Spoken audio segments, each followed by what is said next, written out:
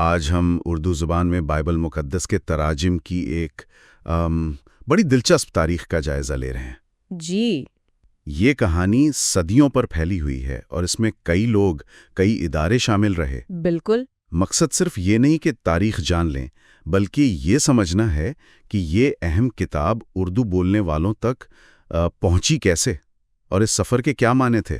جی بالکل، یہ صرف آپ دیکھیں الفاظ کا ایک زبان سے دوسری میں منتقل ہونا نہیں تھا، بلکہ یہ ثقافت کا، ٹیکنالوجی کا اور جو زبان کے معیار بدلتے رہے ہیں ان سب کا سفر ہے۔ صحیح۔ ہم دیکھیں گے کہ شروع کی کوششوں سے لے کر آج کی جو جدید ٹیکنالوجی ہے وہاں تک یہ کام کیسے آگے بڑھا۔ تو اچھا، شروع کہاں سے کریں؟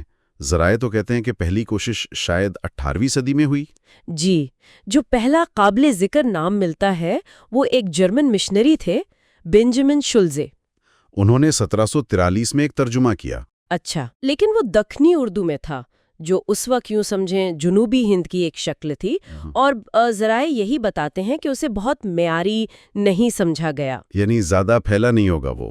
جی، زیادہ نہیں چل سکا۔ اصل جو کام ہے نا وہ 19ویں صدی کے شروع میں ہوا۔ اور یہاں نام آتا ہے ہنری مارٹن کا۔ ان کا نام تو بار بار سننے کو ملتا ہے، کیا کردار تھا ان کا؟ ہنری مارٹن، جی، وہ کلیدی حیثیت رکھتے ہیں۔ وہ 1806 میں ہندوستان آئے۔ اچھا۔ اور انہوں نے نئے عہد نامے کا، جسے اس وقت ہندوستانی بھی کہتے تھے، اس کا اردو ترجمہ شروع کیا۔ اچھا، تو وہ پہلے سے جانتے تھے اردو؟ جی، دلچسپ بات یہی ہے کہ وہ پہلے سے اردو سیکھ کر آئے تھے، اور یہاں آ کر انہوں نے مقامی عالم تھے مرزا فطرت اور نتھانیل ثابت، ان جیسے لوگوں کی مدد لی۔ ان کے کام کے معیار پہ بھی کچھ خاص باتیں ہیں۔ مجھے یاد پڑ رہا ہے ایک ذریعے میں تھا کہ وہ بہت محتاط تھے۔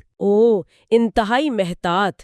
وہ خود لکھتے ہیں کہ مقامی علماء کے ساتھ مل کر روز 5 گھنٹے کام کرتے تھے، اور بعض اوقات اتنی محنت کے بعد بھی صرف چند آیات ہی مکمل ہو پاتی تھیں۔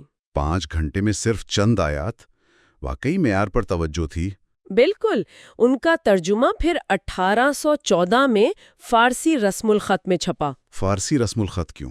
دیکھیں، اس وقت شمالی ہندوستان میں اردو کے لیے یہی عام تھا، اور خاص طور پر مسلمانوں کی ایک بڑی تعداد اسی سے واقف تھی۔ صحیح۔ اور یہ ترجمہ اتنا معیاری سمجھا گیا کہ نہ صرف بعد کے تراجم کی بنیاد بنا، بلکہ یہ بھی ذکر ملتا ہے کہ آگرہ کے کچھ مسلم اسکولوں میں پڑھایا بھی گیا۔ اچھا، یہ تو بڑی بات ہے۔ جی، یہ اس کی زبان کے معیار کی دلیل ہے۔ تو مارٹن نے گویا ایک بنیاد رکھ دی۔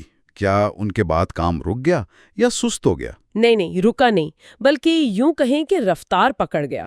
مارٹن کے ترجمے کو پھر دیوناگری رسم الخط میں بھی شائع کیا گیا۔ اچھا، یعنی تاکہ زیادہ لوگ پڑھ سکیں۔ جی، تاکہ وہ لوگ بھی پڑھ سکیں جو دیوناگری سے واقف تھے۔ پھر تو مختلف کمیٹیاں بنی، جیسے 1839 کی بنارس کمیٹی۔ اس کمیٹی نے مارٹن کے کام پر نظر ثانی کی اور پھر پرانے عہد نامے کا ترجمہ بھی شامل کیا۔ پھر لنڈن مشنری سوسائٹی یعنی LMS، church missionary society CMS، ان جیسے اداروں نے بھی اپنے اپنے ورژن شائع کیے۔ یعنی ایک ہی وقت میں کئی کوششیں چل رہی تھیں۔ اس سے کوئی مسئلہ تو نہیں ہوا یا مقابلہ بازی؟ یقیناً تھوڑی مقابلہ بازی بھی تھی، لیکن اس سے معیار بہتر بنانے کی کوشش بھی بڑھی، جیسے C.T. ہارنلے اور پھر ڈاکٹر R.C. میتھر آئے۔ جی، میتھر کا نام بھی اہم ہے۔ جی، انہوں نے کوشش کی کہ اصل جو یونانی متن ہے اس سے قریب تر ترجمہ کیا جائے۔ میتھر کا مرزا پور ترجمہ، جو غالباً 1870 کی دہائی میں آیا، وہ کافی عرصے تک بہت مستند مانا جاتا رہا۔ اچھا۔ یہ وہ دور تھا جب درستگی پر یعنی ایکیوریسی پر بہت زور تھا۔ اور پھر 20ویں صدی آ گئی، اس میں کیا تبدیلیاں آئیں؟ ٹیکنالوجی تو نہیں تھی تب بھی؟ ٹیکنالوجی تو نہیں، لیکن نظر ثانی کا کام جاری رہا۔ ایک اہم بات یہ ہوئی کہ اب ہندوستانی علماء جیسے جویل واز، لال اور پروفیسر محمد اسماعیل وہ زیادہ تیزی سے اس عمل میں شامل ہوئے۔ یعنی مقامی لوگ زیادہ شامل ہو گئے؟ جی بالکل۔ ان کی شمولیت سے زبان اور محاورے کو مقامی رنگ دینے میں کافی مدد ملی۔ صحیح۔ پھر نظر ثانی شدہ مکمل بائبل غالباً 1930 کی دہائی میں فارسی اور رومن دونوں رسم الخط میں شائع ہوئی۔ اور پھر پاکستان بن گیا۔ اس کے بعد یعنی جدید دور میں کیا ہوا؟ پاکستان بننے کے بعد پاکستان بائبل سوسائٹی نے یہ ذمہ داری سنبھالی اور 1990 کی دہائی میں ایک بہت بڑی تبدیلی آئی۔ وہ تھی کمپیوٹر کمپوزنگ۔ اچھا، کمپیوٹر کا استعمال شروع ہوا۔ جی، اس کی قیادت پہلے بی یو کھوکھر نے کی، پھر اینتھنی اعجاز لیمیول نے کی۔ اس سے پہلے تو کتابت ہوتی تھی، یعنی ہاتھ سے لکھائی، وہ ایک سست عمل تھا۔ ظاہر ہے کمپیوٹر نے تو رفتار بڑھا دی ہوگی۔ بالکل، رفتار بھی بڑھی اور معیار بھی بہتر ہوا۔ ذرائع میں ایک نیا عہد نامہ مطالعاتی اشاعت کا ذکر ہے، یہ کیا چیز تھی؟ جی، یہ اینتھنی اعجاز لیمنویل کے دور میں ایک اہم قدم تھا۔ یہ صرف متن نہیں تھا، اچھا، اس میں مطالعاتی نوٹس تھے سمجھانے کے لیے، اور ایک چھوٹی لغت یعنی فرہنگ بھی شامل تھی تاکہ پڑھنے والوں کو مشکل الفاظ سمجھنے میں آسانی ہو۔ یعنی یہ پڑھنے والوں کی مدد کے لیے تھی۔ بالکل، یہ پرانی جو کتابت والی کتابیں تھیں ان سے بالکل مختلف ایک جدید چیز تھی۔ اس کے علاوہ بچوں کے لیے تصویری بائبل اور کیتھولک بائبل کمیشن کے ساتھ مل کر ایک گریک اردو انٹرلینئر پروجیکٹ بھی شروع کیا گیا۔ انٹرلینئر وہ کیا ہوتا ہے؟ اس میں یونانی متن کے ساتھ ساتھ لائن بائی لائن اردو ترجمہ دیا جاتا ہے۔ یہ ان لوگوں کے لیے مفید ہے جو گہرائی میں مطالعہ کرنا چاہتے ہیں۔ سمجھ گیا۔